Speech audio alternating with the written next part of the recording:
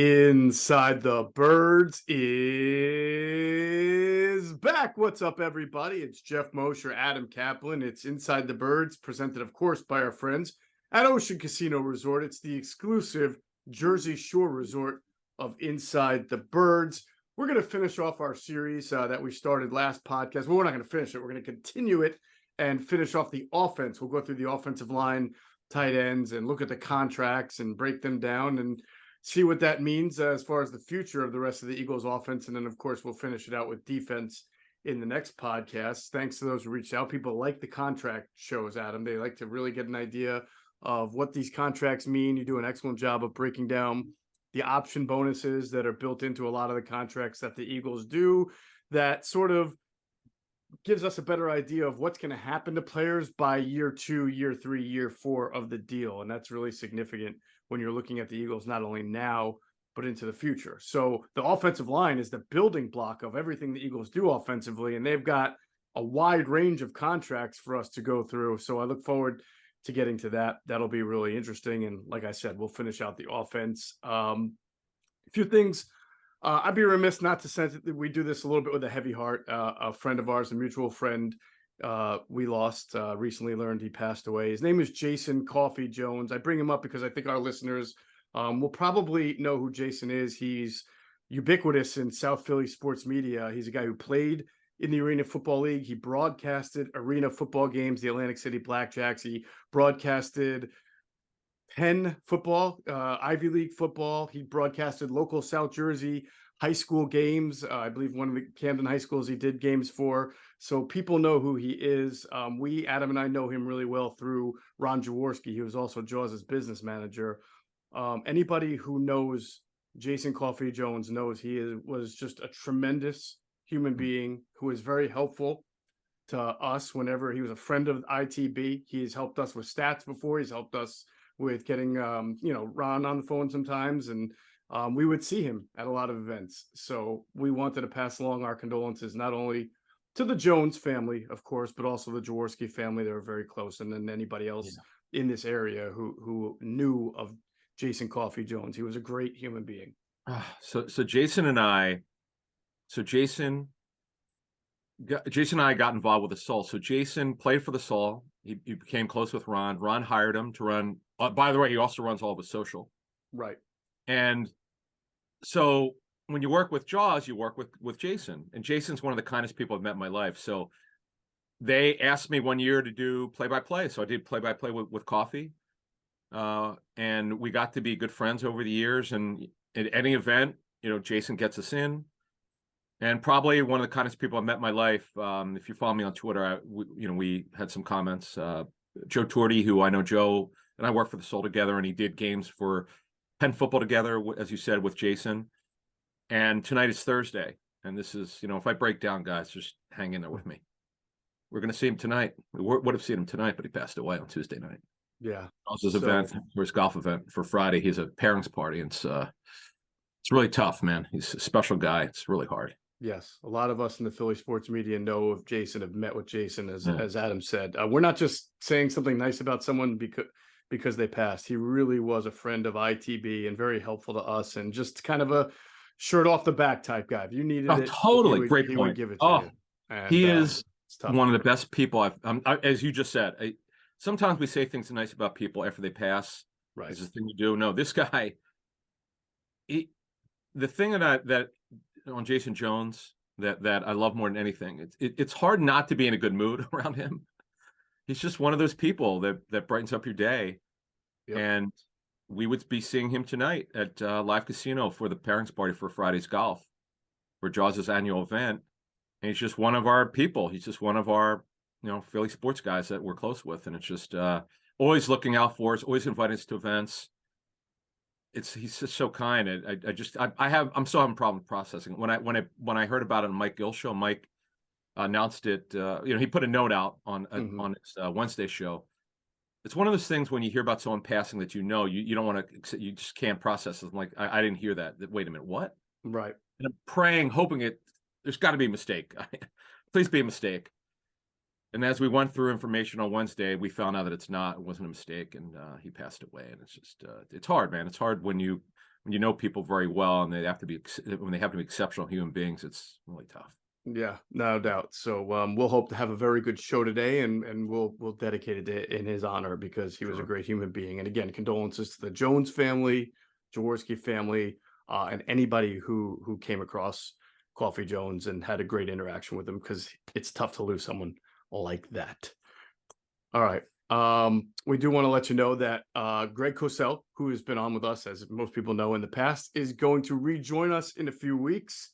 He is going to help us. We do this every year, and it's one of my favorite series that we do, where we have Greg break down the NFC East with us. We do it in 2 different podcasts. We do 2 teams in one pod, 2 teams in another. So what we get from Greg isn't just, good team, bad team. I mean, he breaks down kind of like he did with us in the schedule a couple of weeks ago, but even more in depth, going into scheme, philosophy, new additions, players that were lost, and what to expect for the upcoming season. So we'll get that started in a few weeks as well. And Jason Avant, we're going to try to have him back again soon. Q&A. Jason Avant, I seem to love the getting. People love having Jason on, and Adam just struck me. Maybe we can get Quentin on pretty soon just to talk about the defense, the safety picture, especially sort of like we did with Jason in the offense. We'll do with Q in the defense. The news DC. I mean, not news scheme, new DC. Right. Yeah, and by the way, if you really, I totally forgot this. Every time you remind me, the next day I forget this. But and we never did this with Greg before. Those of you might recall in May, once the Eagles schedule, the dates were announced, we did a schedule show with Greg. It was fun, really cool. Yeah. So you could check that out as well. Right. Our Patreon subscribers, you should know that on Tuesday at 8:00, that's June 27th, we will do our monthly Ask ITB live stream. So please join us, ask your questions. We'll give you answers. It's always fun. The most fun we have about it is not just necessarily asking questions and giving answers, is that because we do it in a live stream format, our patrons, our subscribers, they get to meet each other too, and they get to talk to each other. Cool. And it becomes like a round table where we're all just chatting up Eagles, and we find out where they're from, and that's been an enjoyable part to me. So I mean, we have a growing list of Patreon subscribers. And if you haven't subscribed yet, it's patreon.com/InsideTheBirds. And I think you'd really enjoy that interactive experience that you get by being an Inside the Birds subscriber on Patreon. And of course, Adam does his weekly chats on our Patreon Discord channel every week. That'll be Wednesday at 8:00. So you can talk to Adam and communicate with him, which is also not just questions. It's people just chatting it up with Adam sometimes. They give strong opinions of what's going on. Also, a shout out to Ron from Wegmans, in Malvern, PA. So I was in there last week, and I know you get this. So you walk sometimes somewhere, and people don't say, "Hey, how are you doing?" They go, "Okay, so who's going to win?" Ron's. And I'm just messing with Ron, but he goes, "Okay, who's going to win the right guard job, Steen or Jurgens?" That's just always funny, but Ron's great. And we talked a little football for a couple minutes. That's funny. I also have a Ron to shout out. I met a Ron recently at my house. He was we had a graduation party for my daughter, and he wound up being a friend of a friend, and he was invited over, and he came, and it was kind of funny because sometime in the middle of the discussion, it came up, he was talking about the Eagles, and he's a fan of us, Adam, and stuff we've done, but he didn't know when he was talking to me that he knew my name was Geoff, but he didn't put together Geoff Mosher from Inside the Birds or Eagles Insider or anything like that until something connected in his mind, right? And then it was like, oh my God, I didn't even realize, yeah, I'm like, yeah, that's me. So it was very nice to have him at the house, and he loves our stuff, and he's a big fan. So that was cool. You ready for this one? Okay, this is really funny. So I got, I go to Stretch Zone to get stretched to keep loose. Yeah. And the guy stretching me had no idea who I was, but he knew who Hunter Brody was. Who used to do this show. I forgot to tell you this. This is really funny, very quickly. And he goes, "Oh, I listened to the best show ever. Is it called on the Fanatic?" Yeah. He and I said, "Well, how do you tell me about Hunter? What do you like about him?" He loves his YouTube channel where he goes crazy and yells and shouts. He loves it. He loves it because he young people connect. The guy who stretched me is young guy in the 24, 25. I was great. It was always interesting to see what people like about performers or people in the media. I thought that was awesome. Did you tell him Hunter was a former Inside the Birds I did. I said producer? the producer. Yeah, that's Nice. what I said. He asked me if I know. I said, yeah, I used to work for a media company. Of course, sure. Yeah, I'd like to think that we Phenomenal. started it all for Hunter. No, That's I'm just right. kidding. That's right. How great was that? I just out of the blue. You never know. You never Yeah, know. I missed that. We were actually texting back and forth the other day. It's been a while since I've seen him. He's great, and he's doing a great job on the best show ever with Tyrone and Jen and Ricky Bo. So good for them. All right, let's get into the contract situation here. Adam Lee did quarterbacks and wide receivers and running backs in the last episode. We're going to finish off with offensive line, tight end this show. Let's start with tight end. Dallas Goedert recently signed a contract extension. It's funny. Somebody, I think it was Mike Gill, asked me the other day during Football at 4. He said, what is Dallas Goedert's capacity? And I said, I think Dallas Goedert could be 1,000-yard receiving tight end. He really could. And I think was last year. He was, yeah, he was on Yeah. pace. I was going to say he was on pace last year. He just missed 2 games, I think. Was it? Okay, so we probably talked about this before he got hurt, and I probably jinxed it. I just said, okay, he's on pace for 1,082 yards. I just remember putting it in our show notes. And that, as you just said, they could have had 3 guys, both receivers and the tight end, which is really hard to do in today's NFL. Mm-hmm. Mostly due to injury. And your quarterback's got to be good and so forth. And Hurts was very good. And so he is, I don't want to say baby Gronk. Who did I compare him to? Baby Gronk's a little much, but yeah, but he's sort of got poor man Gronk, maybe. Mm-hmm. Let me throw it back to you. Wait, who does he remind you of?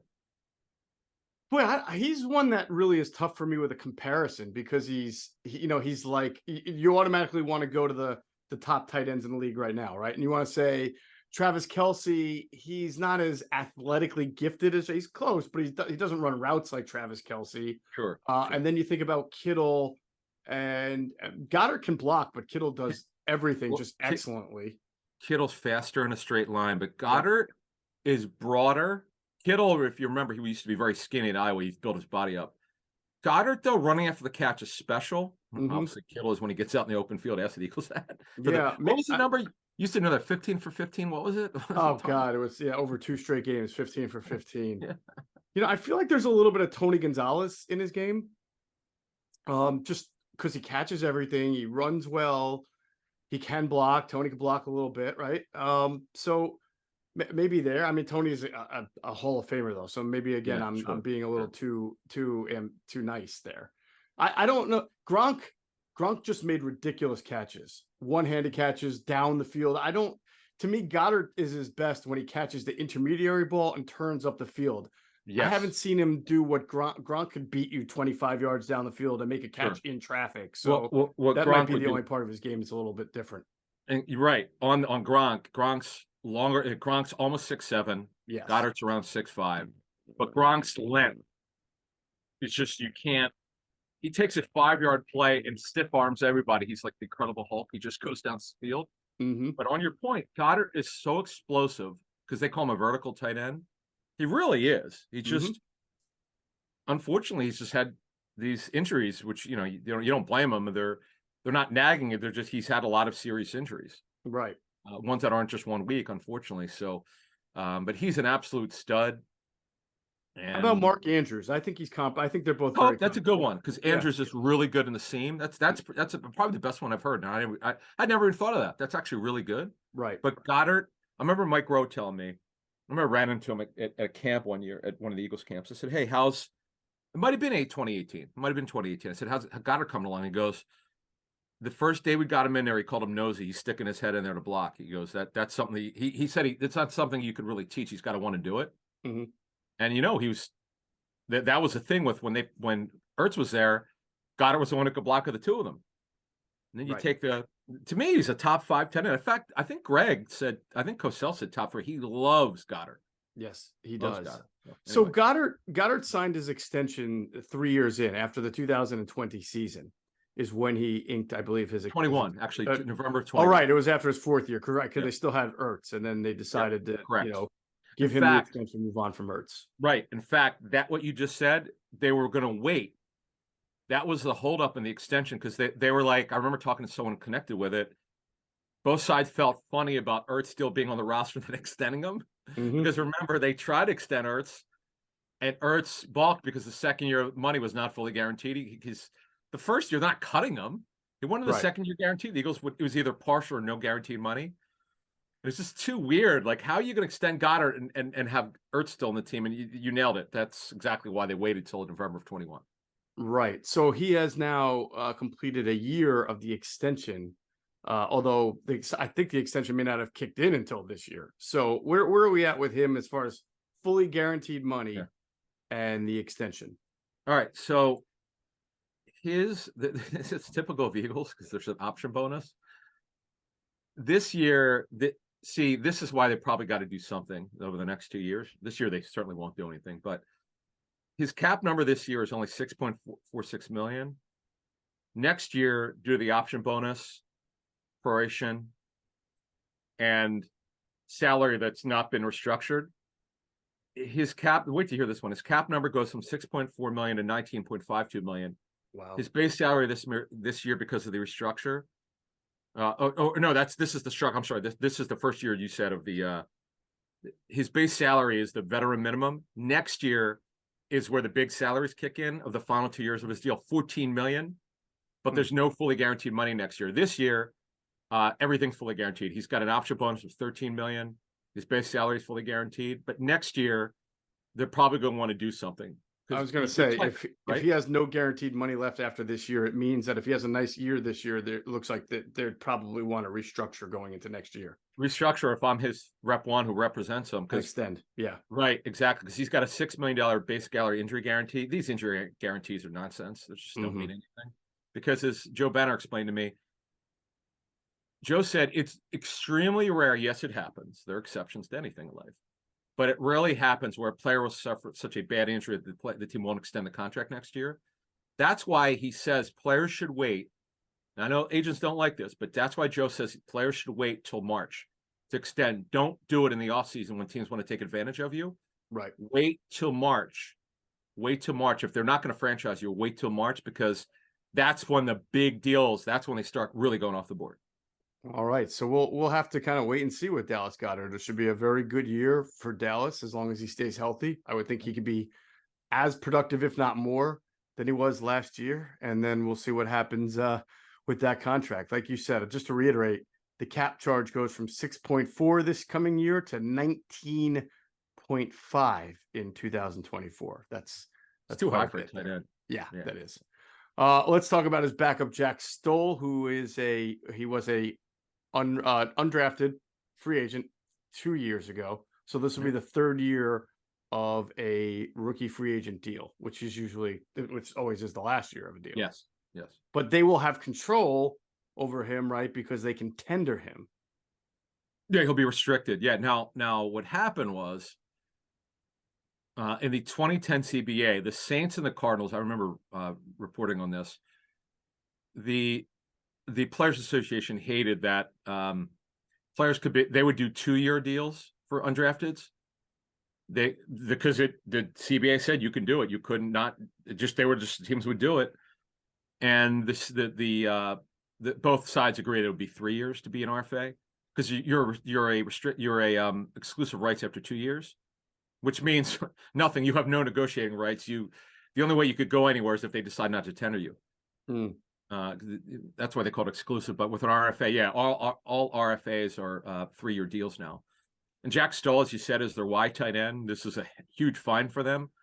It's always great when you get something right with an undrafted free agent, and it's also great for your cap and your cash number, because he's on low end deals, and it just makes everybody look good. Scouting, the general manager, the area scout, the scouting director, and then you've got Dan Arnold, who's on a veteran minimum deal. He only got 50,000 guaranteed. And he's competing against Calcaterra, who's on the second year of his rookie deal. Wait, to go back to Goedert for a second, because his number jumps so much this quickly, am I to assume that his extension that he signed in November of 2021 does not have as many dummy or voidable years as some of the extensions that have been signed since?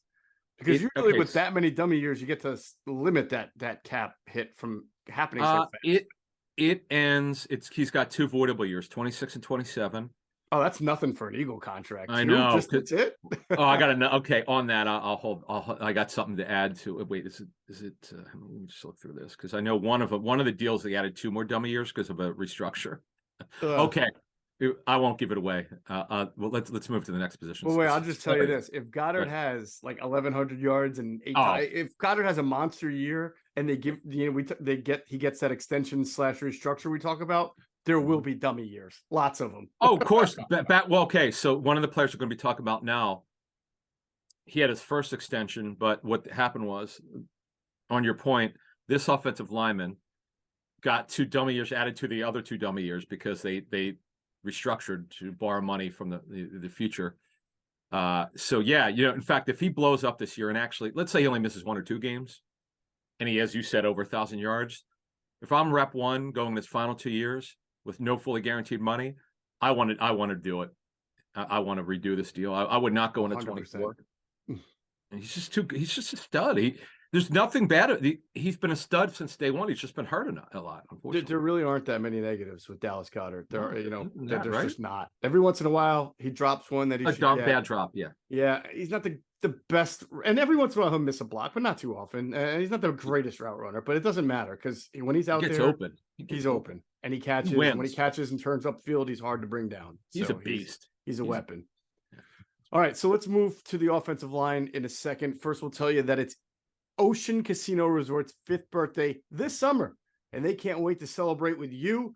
Join Ocean for exciting promotions and sweepstakes, headline entertainment, the best day life and nightlife lineup in AC, the debut of the birthday bar, exclusive local collabs and partnerships, commemorative 5th birthday merchandise, and so much more. Don't miss stunning fireworks and unique events all summer long. Ocean Rewards members will enjoy over $5 million in gifts and prizes. So be sure to sign up for an Ocean Rewards card to get on the fun next time you visit. All right, let's hear a word from a few more great sponsors. Hey, listeners, let me tell you about a company you might not have heard of, Smart Labels. The company is making inventory management simple and very affordable for small business owners. Here's how it works. You buy the Smart Labels QR code stickers on Amazon. When the stickers arrive, just slap one on a container or shelf. Download the Smart Labels app on your mobile device, scan the code, and the app creates a digital container for you. Write down all the information about the items you're cataloging and take a picture. You'll have all your inventory easily searchable in the palm of your hand. Sticker packs cost $16, and the subscription is only $30 per year. Get your Smart Label stickers on Amazon today. All right, let's talk about the offensive line here, Adam.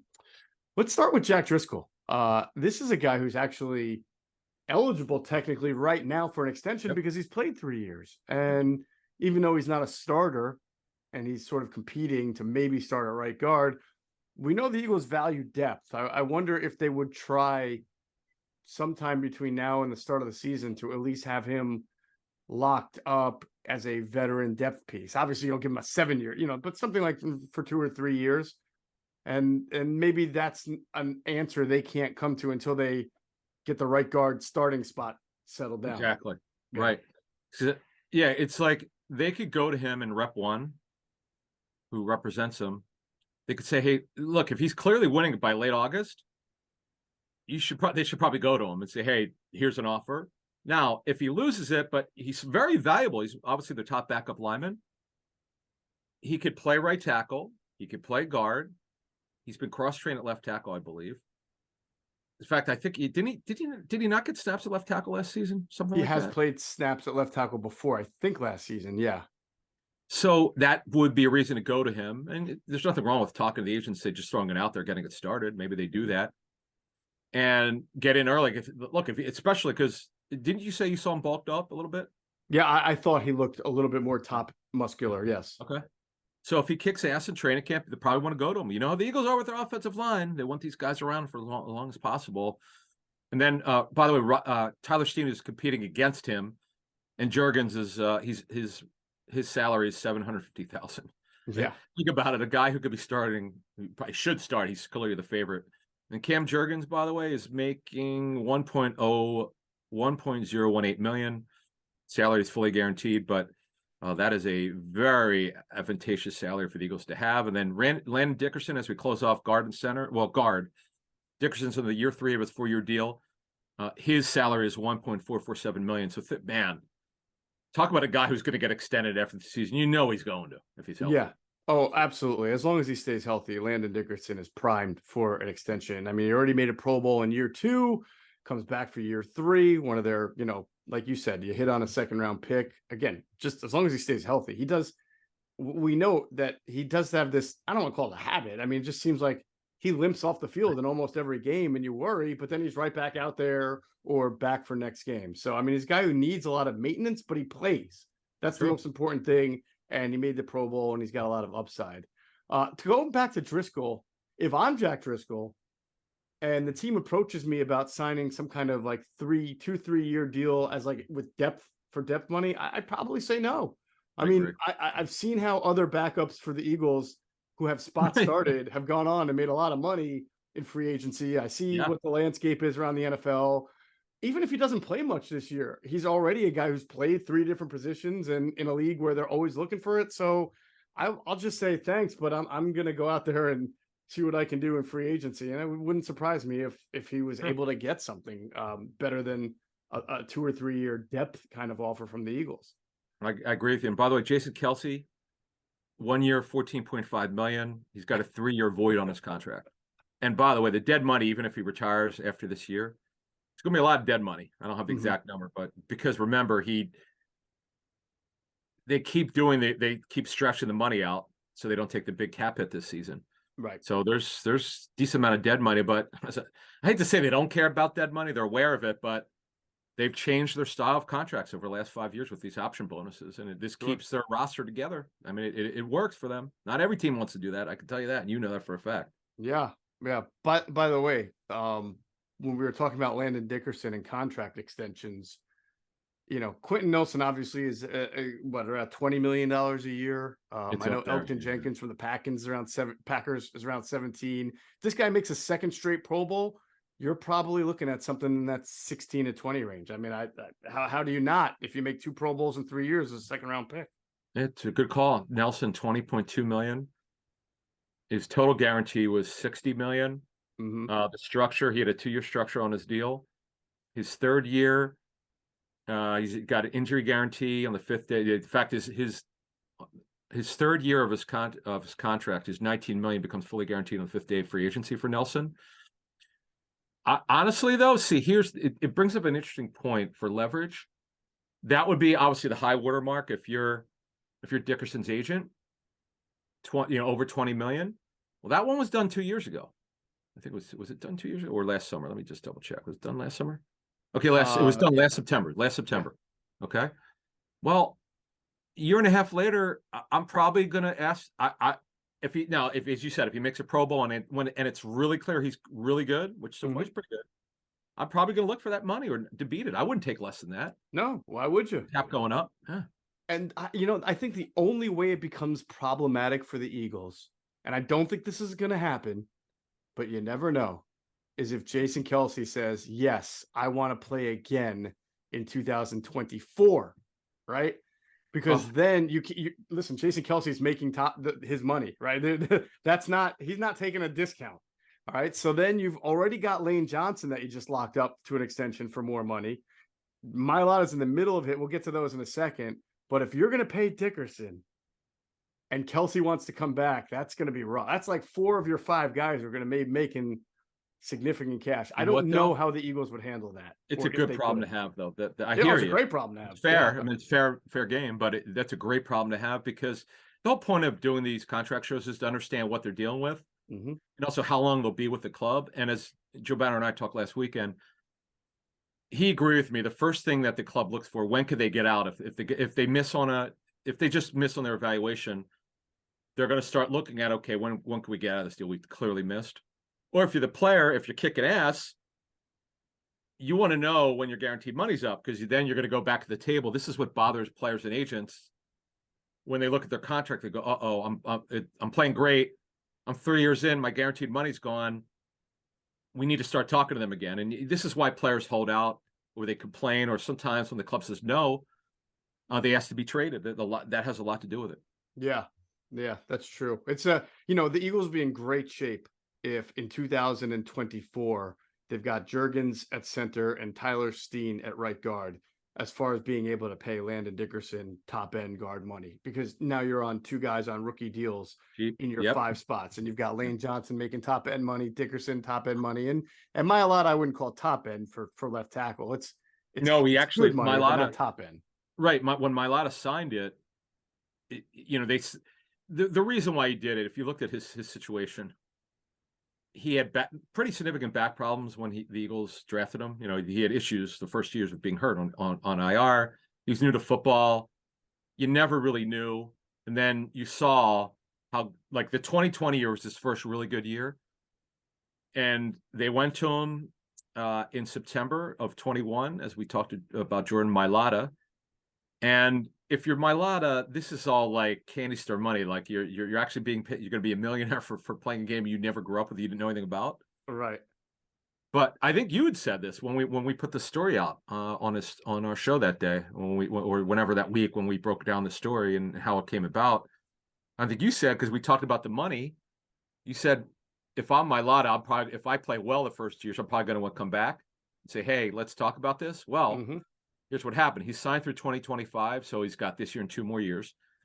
Now, on that extension that it is, first extension in September 2021, they put 2 voidable years on it, which it was 26 and 27 were voidable. But because he had a contract that was set up to be probably restructured, they went to him before the draft. They took his base salaries and converted them into option bonuses and added 2 more voidable years. That's what I was hinting at. Oh my gosh! So he's got as many voidable years as he has playable years. It's crazy. Yeah, he's got 4 voidables. So to me, based on structure that I'm looking at, it's almost certain if he plays well this year or next year, he's getting an extension 25. There's like no way he'll play 25 on the deal that he has. Right. And the dummy year, because of the option bonuses and restructure, his first dummy year is a cap number of over 29 million. He's going to have to, they're just going to have to somehow lower 25.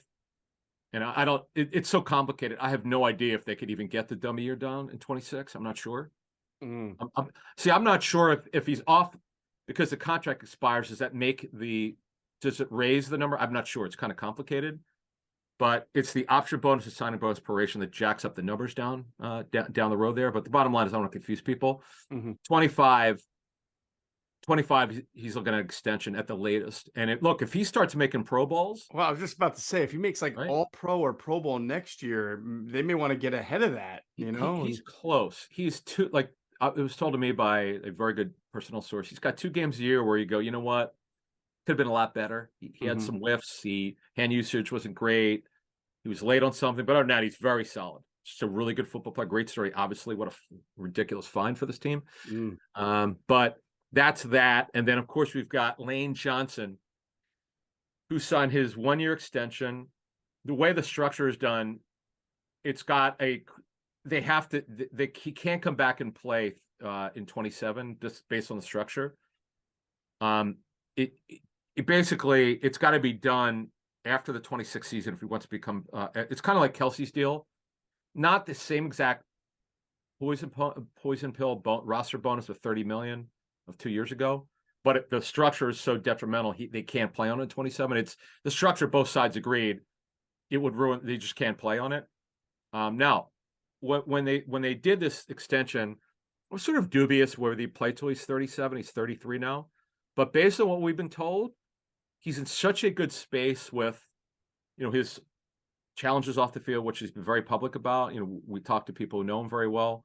He's doing great. He's got a great family life. He loves football. Yep. Great conditioning, great shape. Right. Lane. He's great. He's doing great. He's just got a second life with this NFL career here. He's just where he had his episode a couple of years ago. It's very public about. And now where he's at now, he's very happy. And he's doing great. So I could see him absolutely now playing 23, obviously 24 and 25, and then making a decision what he wants to do. I heard him in an interview recently. I can't remember if it was local sports talk radio or somewhere, where he said he felt good about being able to play out the 3 years left on his deal. And the way he was talking made it seem like he felt good about playing those 3 years and then calling it a great career. I got the There you go. sense that he's not going to be a year to year to year to year guy after that, like Jason Kelce has been. I think he's sort of like the way Tiki Barber, even though Tiki Barber retired early, I remember he did a conference call with us in his last year, and Tiki was in great shape and doing well. But what he said to us was, I know as a running back, there's a finite number of hits that I'm going to take. And I want to where I can still be able to walk comfortably, play with my kids, run around. And if I try to go past that, even if I'm feeling good, it's going to make I'm going to regret that decision. That's why he retired at the time that he did. He just knew that if you try to stretch it, even if you're feeling good, you could wind up paying the price in the long run. And I got that sense that Lane knows his body better than anybody. He knows what he's been through better than anybody. And he feels like, I can play out the contract after that. And may just have to say, hey, great career. And who would blame him? I mean, it has been a great career.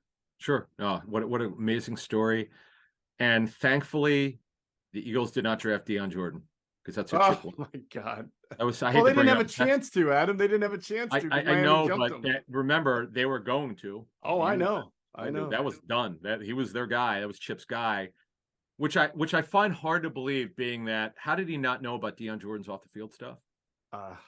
I think he do. I just don't think he cared. I don't know. I don't know. It's hard to answer that. Only he knows. Right. And I like Chip personally. I dealt with him a lot in 2013. Got to know each other a little bit, but it does bother me that you could not, as you just said, like, if you knew him, but it's not like you ignored. Maybe he thought he had a program to get Jordan on the straight and narrow, or get him straightened out and everything, help him out, which is fine, but it just would have been a terrible mistake. And the Eagles just drafted a Hall of Famer. Lane Johnson right now, you can make an argument. I was telling you before we did the show, I was talking to Geoff about a pro personnel guy who was assigned the Eagles. He's got 3 teams that he knows about for this season. And he said, I've done the Eagles already. I said, oh, cool. Who'd you like? Who you didn't like? He goes, if Lane Johnson's not the best offensive lineman in football, I don't know who is. I'm like, wow. I said, wait a minute. Could we go through the other linemen in this league? He goes, dude, this guy doesn't make mistakes. No. He doesn't get beat. I mean, okay. He played with what was it? The lacerated? No, not the lacerated. What did he have? Groin injury. He tore the tendon right off the bone. Off the bone or something like that. Crazy like that. Attach the adductor. That's what it was. The adductor, right? Yeah. Catch the adductor, right? To catch the adductor. So yeah, Lane is going to be a Hall of Famer certainly Eagles Hall of Famer someday, but to me, he's on the pace to be a Hall of Famer and an unbelievable football player. And I just remember being at that 2013 Senior Bowl, and his agent showed me this film of him dunking a basketball. I'm like, okay, this is interesting. I had no idea he played quarterback, before that. Yeah. Did you know, like, when you were covering the team at 13, did you have any idea how gifted he was? Well, I mean, I covered the drafting of Lane Johnson in New York City for Comcast Sportsnet. So you were there. So I met him the day he was drafted by the Eagles, and he went through his whole story of being a guy who went to, I want to call it Groveton College, right? To be a quarterback there. And then, next thing you know, he was too big for that. So they put him at defensive end, and then he was too big for that. So he played tight end, didn't he? Played tackle, and then he went to Oklahoma. He went from Groveton to something to Oklahoma, I think. So he was, you don't find too many careers like his, like starting off a quarterback and becoming an offensive tackle. But he just kept having growth spurts. But he was awesome to meet. That I mean, he was so personable. For a guy like who had spent most of his time in the Texas, Oklahoma area, to be in like the Northeast like that, he seemed very comfortable and enjoying the moment. Philly. Yeah. I thought it was cool. That was a good experience. I think that was the first time since I was at Penn State, actually, that I had covered the draft in New York City. Now, did you? Okay. Oh, right. Did you get to talk to him at that? Yeah. You did talk to him there. Yeah, they eventually, once he got done doing the ESPN and the Syria, then they pulled him aside with the local beats and wow. Yeah. His father-in-law at the time had been someone who played in the NFL. Oh. So I got in touch with him for the story. Nice. Yeah, no, it was really interesting.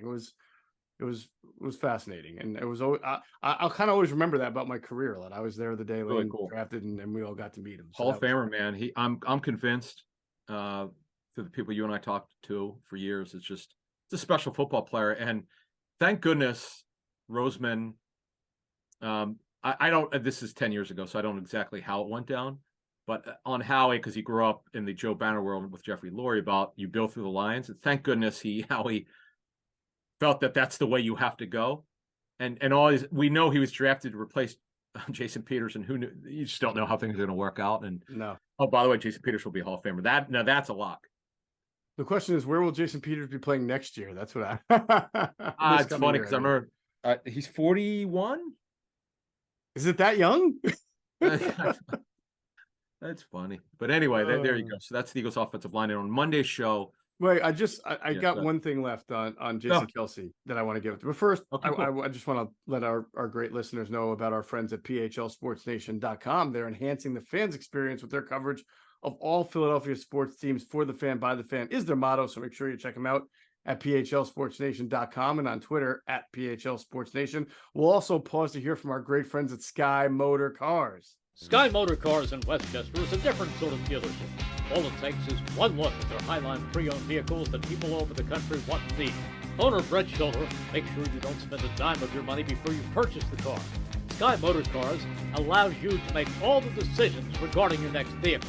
At Sky Motor Cars, you never have to spend more than necessary. Visit SkyMotorCars.com today or call 610-918-7225. And if you stop in to Sky Motor Cars in Westchester, PA, make sure you tell them Adam and Geoff sent you. You will get a great deal. Good time to buy a car, by the way. Really good time to buy a car. Really? Because I might need to. Yep. My Pathfinder is getting very, very old and clunky. See Brett Shoulder. Go to Sky Motor Cars and tell them when you buy your car you want that pullover that I got, the 3/4. Oh, I definitely want the pullover. I might want that more than the car. Oh, stop it. Yeah, but it's awesome. And I have one of their mugs. But oh, by the way, one more nugget on Lane Johnson's contract. Yeah. He's got 8 dummy years left. I'm sorry, say that again. I'm sorry. He's got he's got let me see. Okay. Did you say 8? Well, the dummy years go through 2030. So it's the expiration of his contract is technically 2027, but he won't play on that. 26 to me, I don't even think he would play on that if he came back for this year, next year, and 25. 26, he's got a big option bonus too, so I would think they would want to get ahead of that. But his dummy years go through 2030. This guy is going to be on the books for a little bit of money when he's doing his Hall of Fame induction speech. I know it. The year he gets into the Hall of Fame, he's still going to be on. It's going to be almost Bobby Bonilla-ish. Exactly right. Of dummy years. It's really Eagles are king of the avoidable years. Wow. Hey, listen, when you think about it, you get it, right? The cap goes up every year. So if you're $1 million against the cap in 2020 and $1 million against the cap in 2030, that $1 million in 2030 is going to be a much smaller percentage of the cap because it goes up so much. So, like I said, what was my phrase about nobody borrows against tomorrow like the Philadelphia Eagles? And it's when I love that one. It's true.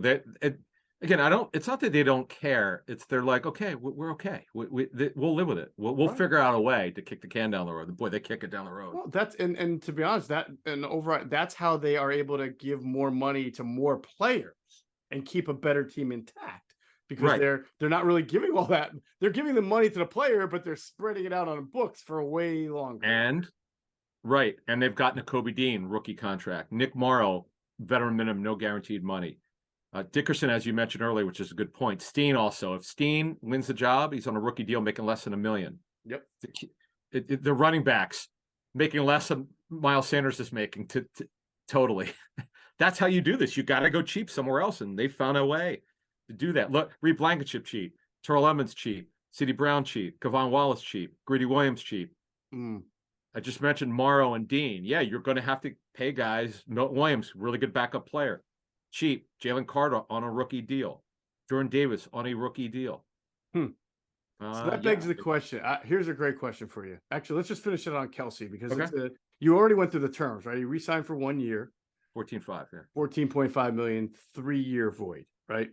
Okay. Yeah. This one doesn't have the poison pill or that the past have, or I don't. I was told similar structure to last year, but I don't have the terms on that. All right. Who it would now? We've just finished off the entire offense over the last 2 podcasts. Who is the best value for contract going into 2023? What? No, here's why. Did you see Lamar Jackson's contract? And no offense to Jalen Hurts, Lamar's deal is so much better. It's I mean, okay, but that's fine. That you could say maybe it's the best value among top quarterbacks. Yes. Oh, the best value. Okay, but non-quarterback on offense. No, just the whole offense. Who is the best value for the contract? Oh, Devontae going Smith. into 2020. Devontae Smith. Oh, yes, my God. That's the answer. Him or Dickerson has to be the answer, right? Don't look it up. How much do you think Devontae's making? Oh, year 3 of it. I think I remember. 2.3. You're close. 2.55. Okay. That's like unbelievable right there. I know. And that includes 940 base and 1.5 roster bonus. Go ahead. And what's Landon? You got a Pro Bowl left guard making what? 1.6? Dickerson 2023 1.44 million, 600 grand of it fully guaranteed. That's it. That might be the best one, man. That's hard. I would go Devontae, because, and no offense to Landon, if you just comparably, who's been better of the two? I know it's hard. They played 2 different positions, but just in terms of output, because again, you can't it's hard to evaluate linemen. You just go by their tape and you give them a grade. But in terms of stats, obviously the receiver, Devontae Smith has got to be one of the best young receivers in football. I mean, let's call it like it is. He's special. Yeah. So if you were to rank it, though, you would I would rank Devontae Smith first, Landon Dickerson second. Who's the third best contract? Ooh, Mailata. Sorry, I said Mailata. It's Mailata. Yeah, don't put the A in there. 23. Yeah, well, he just restructured though. It's not fair because he had a lot of money coming to it. They just took that money and converted it. Mm-hmm. It's still pretty good for a left tackle, though. I mean, I would think it's still an undervalued deal. Yeah, but they're gonna have to come to him in a year or two. Well, I guess Goedert at just 6 this year is pretty. You could make that argument too.